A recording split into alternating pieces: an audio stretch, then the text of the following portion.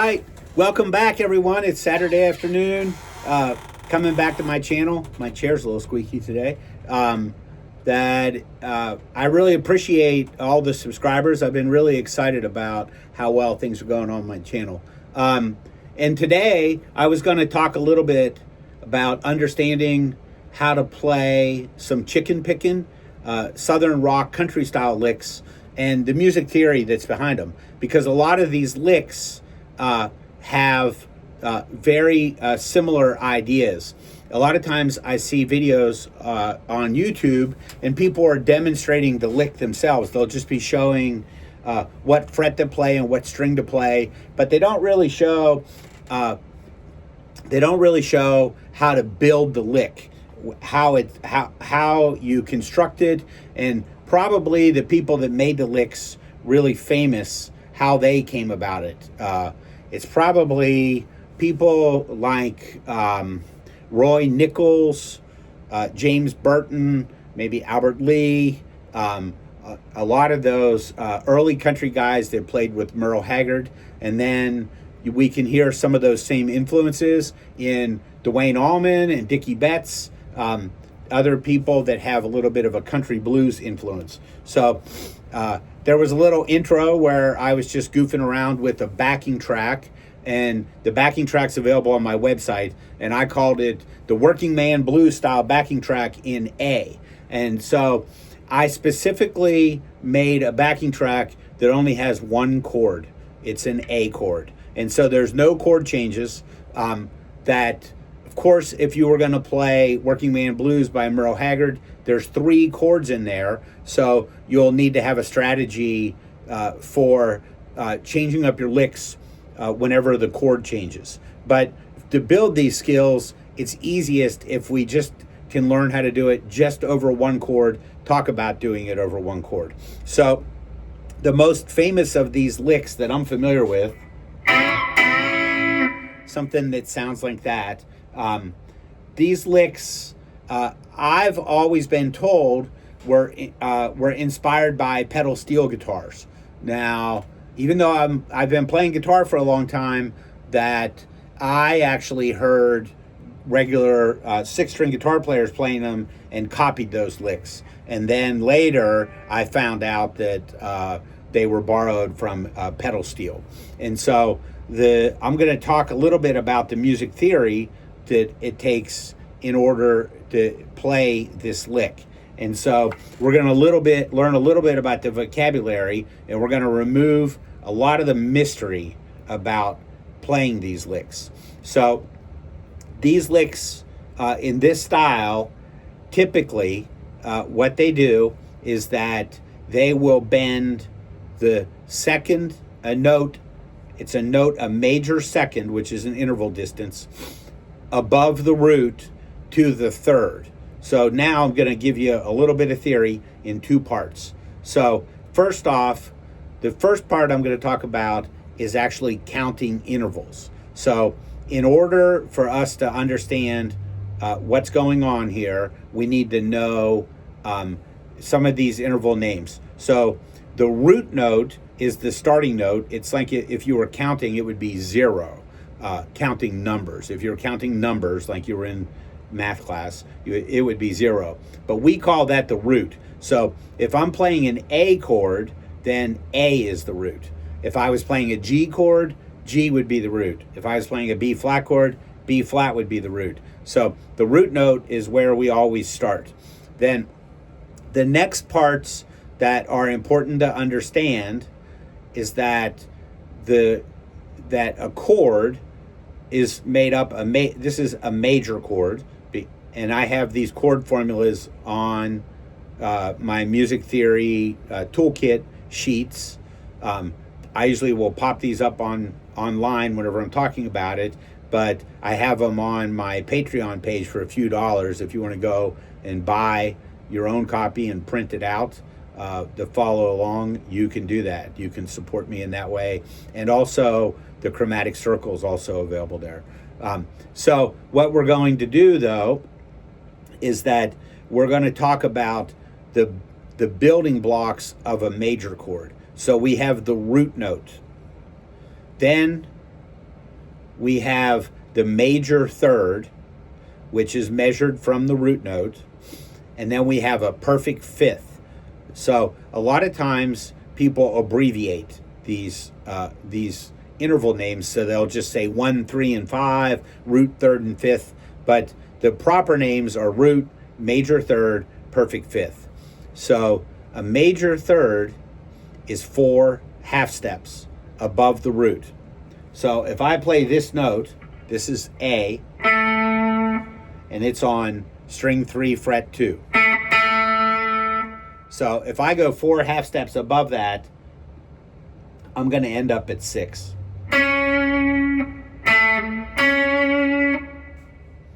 And that's going to be a C sharp.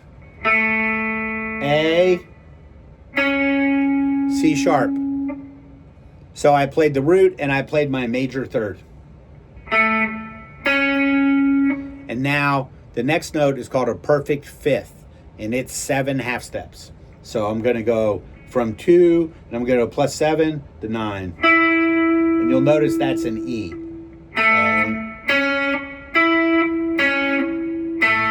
Those 3 notes, A, C sharp, and E, those are the 3 notes that we play whenever we play just a regular, if I play a regular A chord. And I don't know if you can hear those. If I play the 3rd string, 2nd string, and 1st string, there's the reason why I played the 3 thinnest strings is because on the bass strings, even though that we have the notes of the chord, they're not in the same order. They go A, and then it skips up to E, and then back to A. Okay, so now I'm going to take a little detour, and I'm going to try to talk a little bit about musical intervals, because there seems to be a lot of confusion with this, and I can remember myself being very confused whenever I was first learning these.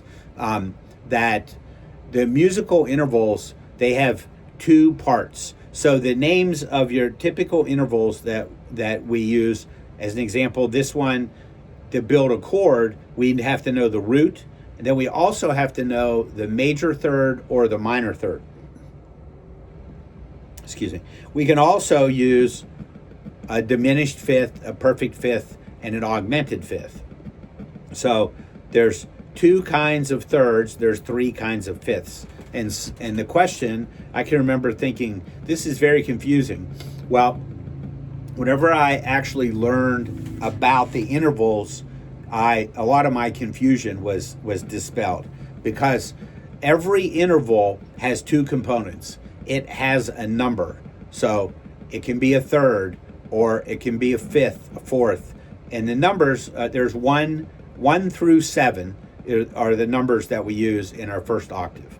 So those are the ones we need to know to build chords, 1 through 7.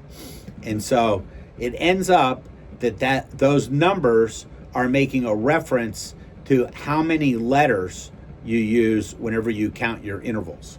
And this system is very antiquated. It goes back to the Greek era. The Greeks lived around 900 BC, and Pythagoras.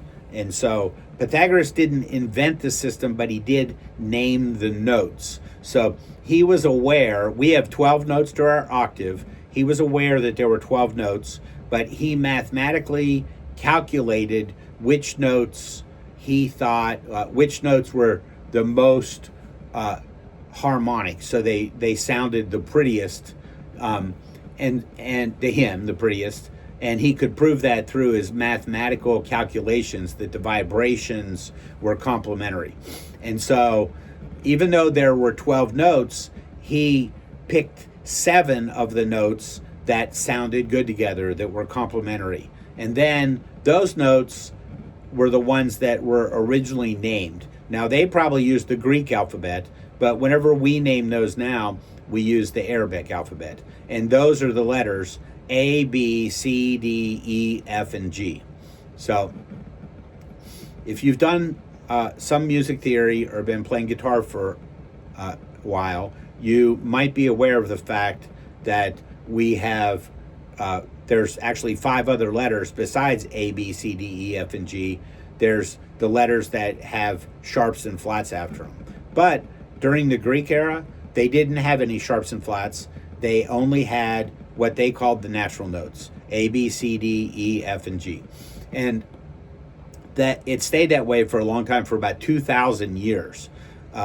It wasn't until, let's say, the 1600s, whenever composers started to use the sharps and the flats.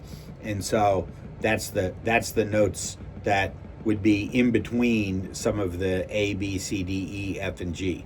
And let me demonstrate what I mean. And I'll put my chromatic circle up on the screen so you can see it. But if I was to play the A string, the A string is the 5th string open. Now, it's a whole step to B. So I don't play the 1st fret, I go to the 2nd fret. That's B. But it's a half step to C. A whole step to D, 2 frets. 2 more frets to E. A half step to F. A whole step to G. And now we're back to our octave, which is A. So whenever I learned this, and whenever I teach it to people in class, that there are a few things that if you can remember, and it makes it a lot easier to understand. So the first thing you have to remember is that we use the letters A through G to describe the notes. So you start on A, use the regular alphabet, A, B, C, D, E, F, and G. Whenever you get to G, it starts back over at A. The next thing that's extremely important to remember is that E to F and B to C, you can remember this in any order. You can remember B to C and E to F, or you can remember E to F and B to C. Those are natural half steps. That's the way we describe it, naturally occurring half steps. And what that means is that E to F, B to C, E to F, B to C, those are right next to each other. The frets are right next to each other. There's not any space to put a sharp or a flat note in between there. But every other note can have a sharp or a flat note in between it. So if I played this, if I played C, and then I played D. So C is the 3rd fret of the 5th string, and D is the 5th fret of the 5th string. So C, and you can see my tuners on, that if I play the note in between, my tuner says C sharp, which is C with a symbol that looks like a number sign. But it could also be called D flat. These notes are called inharmonic equivalents. So they're the same notes. And I have another lesson. I actually made the lesson before this. I made it last week, where I talk about understanding and counting the intervals. So today, I'm not talking about that. I want to demonstrate how to play some really neat country licks, things that are used a lot in chicken pickin' and in Southern rock. But I wanted to be able to describe it in the language so you could understand it. A lot of times when I see people on YouTube demonstrating the licks a lot of different places, they'll say you can play it here, you can play it here, but they don't really demonstrate what's going on. And I'm gonna try to do this. So I'm gonna play A, and I'm gonna play the note that's called a major second. And so a major second is B. And I'm gonna talk about this for just a minute. That whenever you play A, had you lived during Pythagoras' era, that the only option right above A would be B. That was the only note. There was A and there was B. And they didn't have any way to name the note. We call that note we call the note in between either A sharp or B flat. But during Pythagoras' time, they didn't have sharps or flats, and they didn't even consider those. And I always joke, I'll say with my students, that would you think it's okay to park a flying car on the roof of the building? And people are like, I don't even know what you're talking about. Like, you have a flying car? And I'm like, no, I don't. I don't have a flying car. But what I'm trying to demonstrate is that we don't need to think about flying cars. We don't talk about it. We don't talk where you would park them, because nobody has flying cars. Had you had lived during the time where the sharps and flats didn't exist, you wouldn't talk about those. It wouldn't be something you would consider. So what ended up happening is, in the late Renaissance, early Baroque era, composers started to experiment with playing the note that was in between, and they started to incorporate some of these sharps and flats. So they started to try to name them, but the system wasn't perfect, and that's one of the things that makes it really confusing. So if you can imagine going back in time, if you think of how the system was developed chronologically, it makes it so much easier. So the first thing that you need to think about is that whenever we have the name of an interval, in this case, we're looking for a major second. Well, there's two parts to that, to the major second. There's the number, which is the number 2. And the number 2 is, that's the most important part. The number 2 tells us that there will be 2 letters involved in our interval. So if we're starting on A is the first letter, and then the second letter is going to be B. So our interval is going to involve the letter A and the letter B. So here, if we start on A and we go up two frets, we go 1, 2, we're at the 4th fret. This is B. That's the answer. It's B natural. We don't even have to think about it. That's called a major second, and that's the second part of the describing the intervals. It's called the qualifier. So there's always a number, and then there's always a qualifier. It's usually major and minor, and then for 4ths and 5ths, it can be diminished, perfect, or augmented. So the augmented, it's very, very rare to see augmented, not popular. Diminished is also pretty rare. Most chords are perfect. So I don't want my video to be an hour long, even though my videos always are way too long. I always have the intentions of just making a 10-minute long video trying to explain the concept. But then whenever I start talking about it, I realize how confusing it is. And especially because I still teach a lot of lessons, I work with people, and that I realize that when I'm trying to answer some of these questions for people, a lot of times we need extra clarification. So if we were going to play a minor second is 1 fret. So look at what's going to happen. I'm going to play A, and I'm going to go 1 fret. Now, this is the 3rd fret on the 3rd string, and that note has 2 names. It can either be called A sharp, or it can be called B flat. But only one of those is a minor second. And the reason why is because the very first thing we started with, remember I said the number is the most important, and so a minor second has a number 2, and the 2 is making reference to how many letters are involved in spelling the interval. So if A is the first letter, B is the second letter. So that means that this interval is going to be spelled A and B, and then we're going to need to add whatever sharps or flats we need to add in order to make this to fit our rule of a minor second. So I play A, and then I come here, and I have to choose, is it A sharp or B flat? Well, A sharp, A is only 1 letter, so A to A sharp is still only 1 letter, so it can't be that. It has to be A to B, because it has to be 2 letters. So it's going to be A to B flat for a minor second.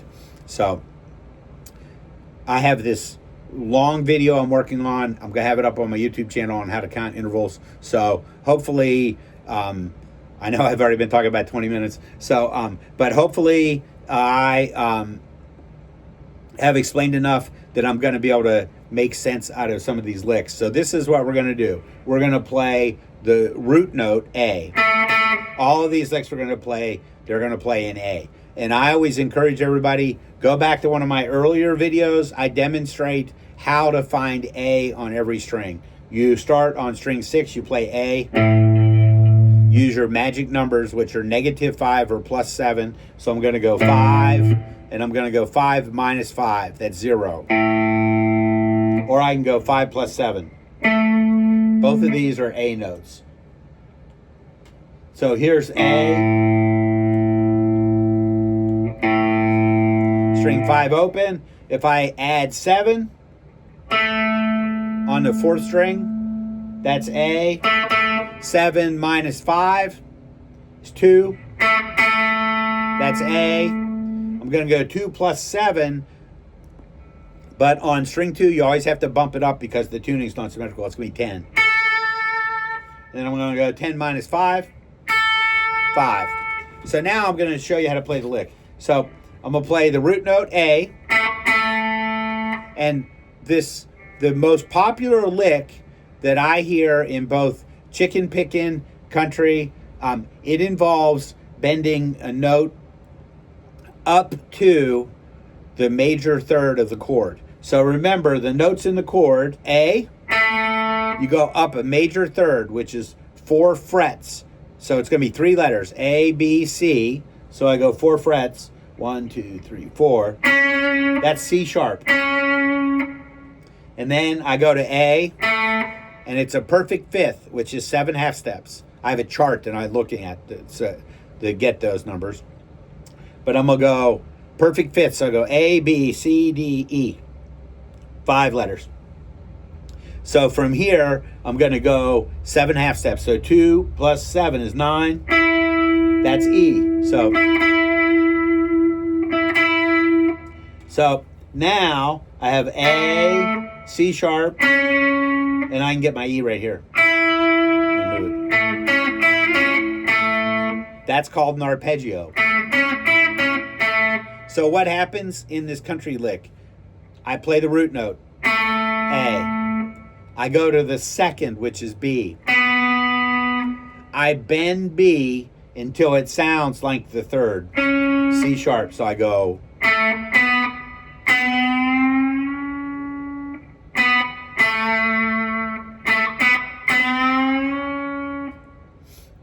That's the first part.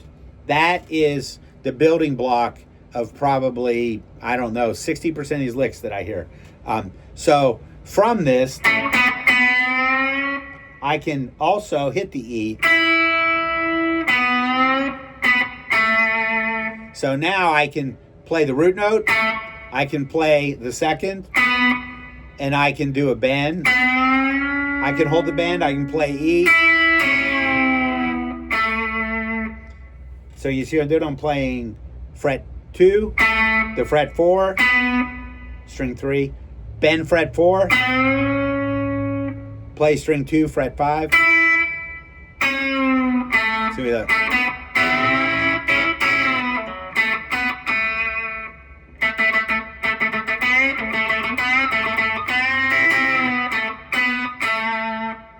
I'm playing A. Remember, there's an A right here. I can also go.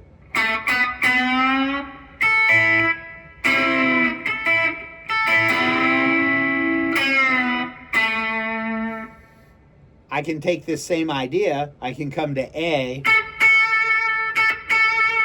string 2, fret 10. If you'll notice, I'm concentrating on the plain strings, the strings that aren't wound, because they're the best for facilitating the bends. So I'm going to play A. I'll play B, which is 2 frets above A. I'm going to bend this 2 frets higher. And then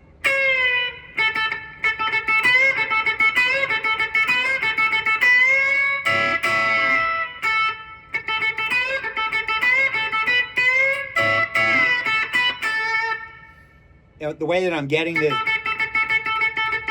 if you'll notice, that little mute I'm getting, what I'm doing, it's sometimes people call that chicken picking. There's several different variations. But what I'm doing is I'm picking string 2, then I'm taking the flesh on my finger and I'm stopping the string. And then I pick it with my finger. So I go pick, stop, pick.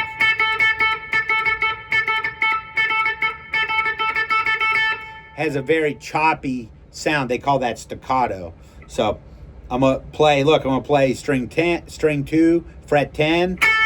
I'm gonna play 2 frets higher, which is 12. That's a B. That's called the second.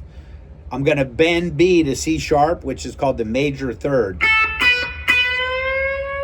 And I have E, which is the fifth. There's an E on string 1, fret 12. So if I go string 2, fret 10, string 2, fret 14, string 1, fret 12, that's the arpeggio. That's the notes in the A chord. So I go.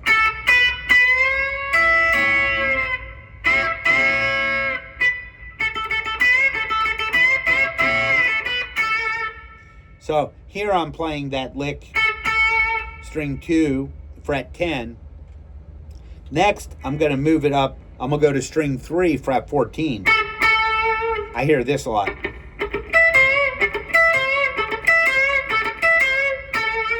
Now, if you'll notice, here I'm playing A, which I just was playing. I'm playing E.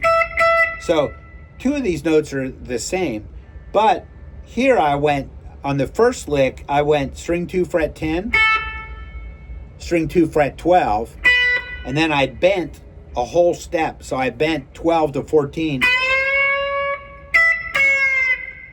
Whenever I do this version right here, this is what I think about. I think about this, an A chord. Like if I played this basic A chord, 0, 2, 2, 2, 0. If I turned that into a bar, a lot of times people call this a form 2 bar. I don't know if you can see my fingers, but I'm playing 12, 14, 14, 14, 12. So I'm thinking of this.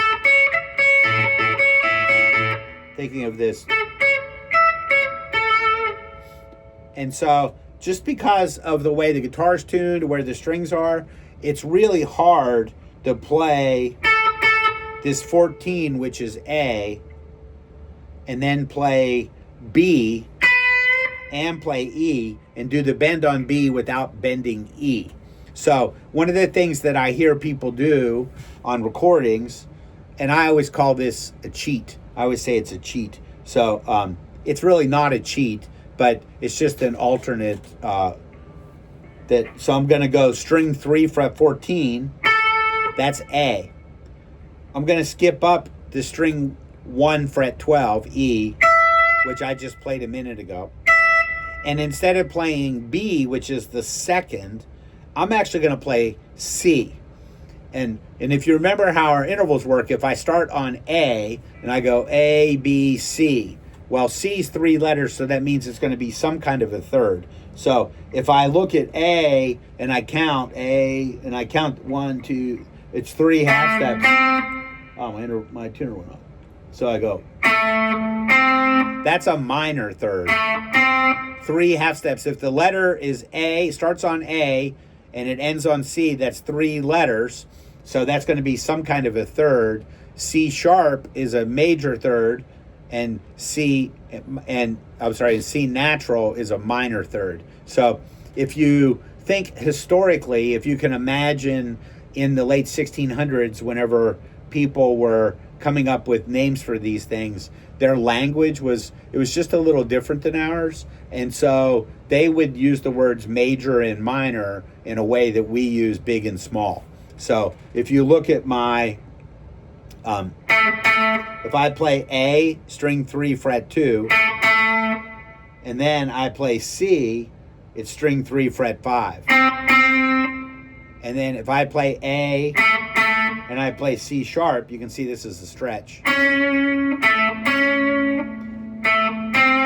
So C sharp, the one I have to stretch for, this is bigger. It's a bigger stretch. It's a bigger distance between the two. And so that's the reason why that one gets the word major, and then this one gets the word minor. So I'm back here. I'm going to finish this idea. String 3, fret 14. Go to string 1, fret 12. And now I'm going to play C, which is a minor third, which is string 2, fret 13. So I'm going to go.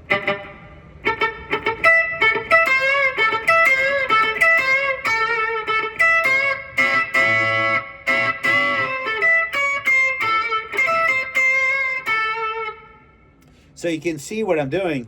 It looks almost, whenever you see my fingers, if you've practiced your intervals a lot, it almost looks like I'm playing a minor arpeggio, which that would not sound good with the A chord. What I'm actually doing is I'm playing root on this note, which would be the minor third. When I play it,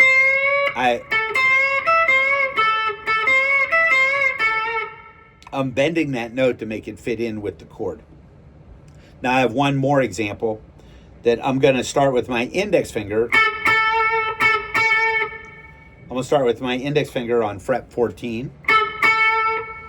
And I'm going to go fret 14, which is A. I'm going to play B on the same string, so I'm going to play fret 16.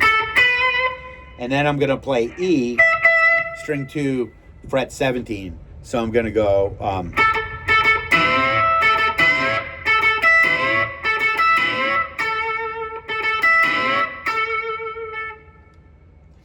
And then there's one example that's a little bit different. If you were to play, this is what I'm going to do is I'm going to think of this A chord. A lot of people call this a form 1 bar chord. It's like an E chord slid down to the 5th fret. So here, if I think of this, I was playing this earlier. Here's my C sharp. And this one's not as common, but I'm going to, look what I'm doing. I'm going to play, here's my A. Playing A, C sharp, E. So my A's on string 4, fret 7. My C sharp's on string 3, fret 6. And my E is on string 2, fret 5. And what I'm going to do is, here's where my C sharp is. I'm going to go 2 frets below to that B that we played earlier. I'm going to play these.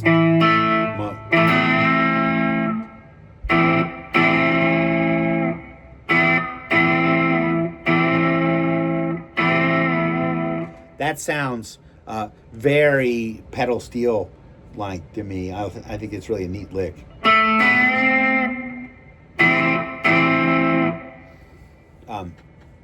So, well, I've already gone too long. So what I'm going to do is I'm going to take us out. I'm going to play a little bit with the play along track and see if I can demonstrate a few of these ideas. So I'm using the backing track for my channel called the Working Man Blues Style Backing Track in A.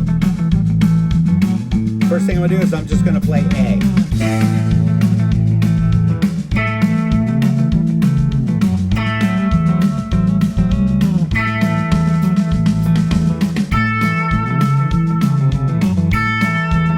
One more time, string 6, fret 5, string 4 frets, string 5, fret 12, string 4, fret 7, string 3, fret 2, string 3, 14, string 2, fret 10, string 1, fret 5.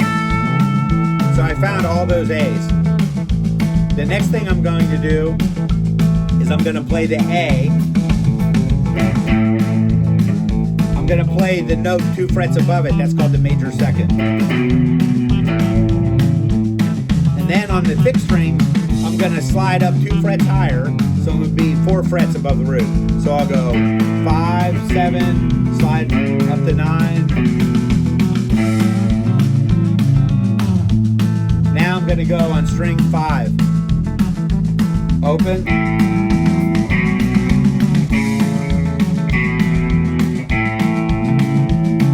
String 4, fret 7.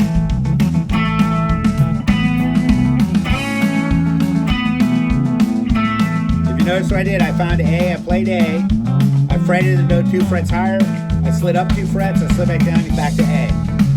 So I'm playing A, which is the root, B, which is the major second, slide 2 frets, C sharp, major third, back to the B. Do it on string 2. A,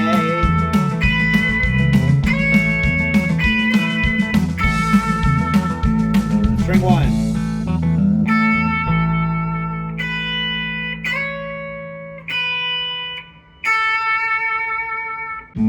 All right, I'm back. Now, I'm gonna play the A, I'm gonna play the B, which is 2 frets above the A, and I'm gonna bend to the 3rd. This is the building block of a lot of these country licks. And I'm only gonna do it on the plain strings because they're the best for bending.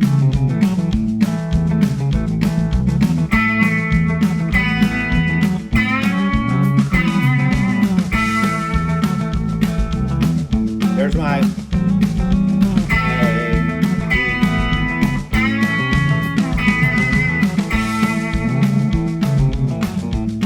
Do that same thing on fret 14, string 3.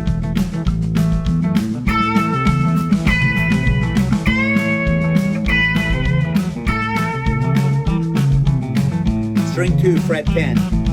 10, 12, bend.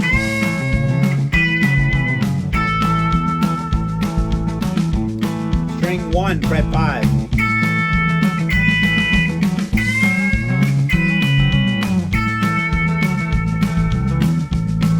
Now I'm going to add the 5th in. So I'm going to play the A, and then I'm going to add the E after the bend.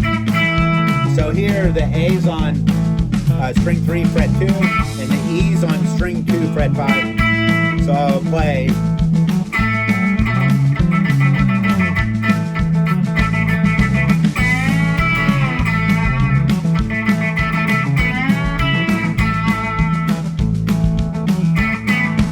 Come down to 14.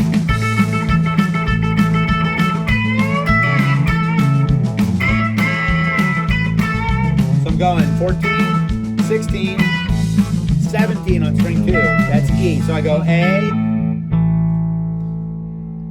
So I play A, B. I bend B up to C sharp because remember I'm bending it up to the chord, and then I'm going to play A.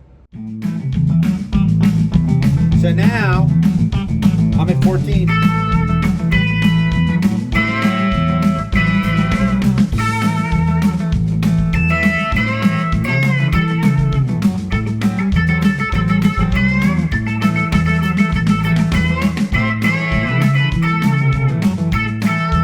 Now I'm on the string 2, fret 10. That's the A. Find A, the chord I'm playing over is A. I go 2 frets above A. I'm going to bend this 2 frets higher. We'll bend it up to 14, so I'll go.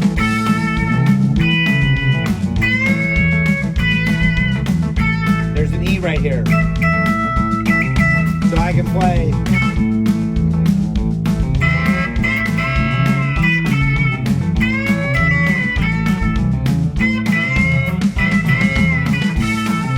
Of course, here I can.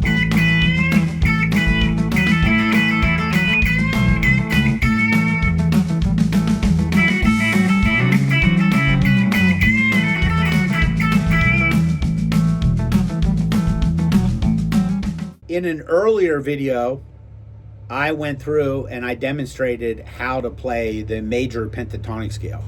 That's the one, it's for a Midnight Rider. I mentioned playing in the style of Southern rock, but it's the same concept. What we want to do is we want to find the A. We want to play a note 2 frets above A. Then we want to find the E, which is the 5th. Play 2 frets above E.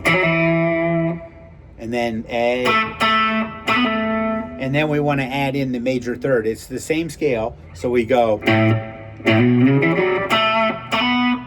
So I'm going A, 2 frets higher, slide to the 3rd, play the 5th, add the 6th, add back at A.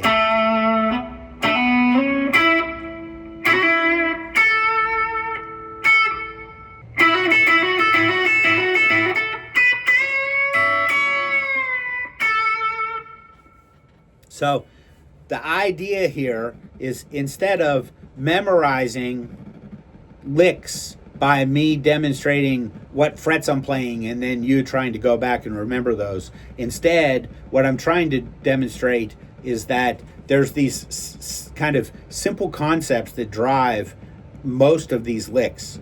And when you understand the concepts, it really starts to allow you to internalize these ideas. And instead of just memorizing things, you start to understand how to work with them. So if you already know how to play an A chord, you need to be able to figure out where the A is. There's two A's in this A chord. There's the A string open, which is string 5, and there's string 3, fret 2. This is why it's important to start by playing A on every string. But if you can find the A, you just go 2 frets higher. From this 2 frets higher note, you can go 4 frets higher. When I say 4 frets higher, I'm talking about 4 frets higher than the A, the starting note. So then we can bend to get that. We go 2, 4. Then we find out where the other note of the chord is. It's the 5th. So we go.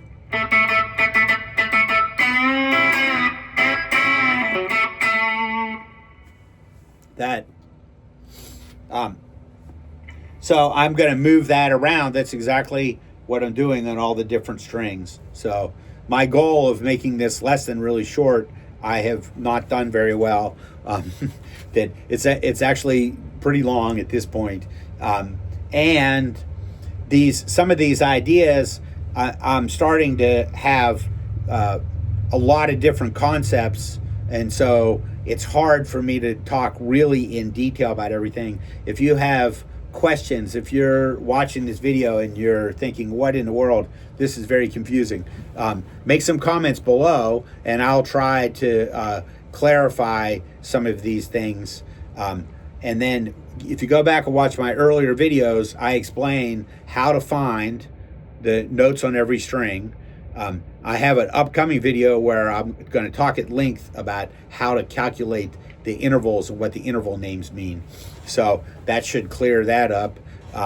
If you're working through my videos, even though they're long, I promise that these concepts, you work on these, you'll be able to start to really play your own ideas, and you'll be able to start moving away from being stuck just copying other people's licks. You'll start to get the skills that whenever you hear someone's licks and you're like, oh, I love that, I really like this song, or what this guitar player is doing in the song, gradually you'll start to be able to get some insight into what they do, and maybe you'll want to do something in that style yourself. So thanks so much for coming out to watch my video today. I usually try to get videos out once a week. Sometimes they're pretty long and the editing takes a long time. But my goal, I can remember my goal was to get 200 subscribers. And then I reached that goal and I said, I really want to get 300 subscribers. The last time I looked, I was up to 600 subscribers. So I have a bunch of other concepts that I'm going to keep working on, not just Southern rock and country.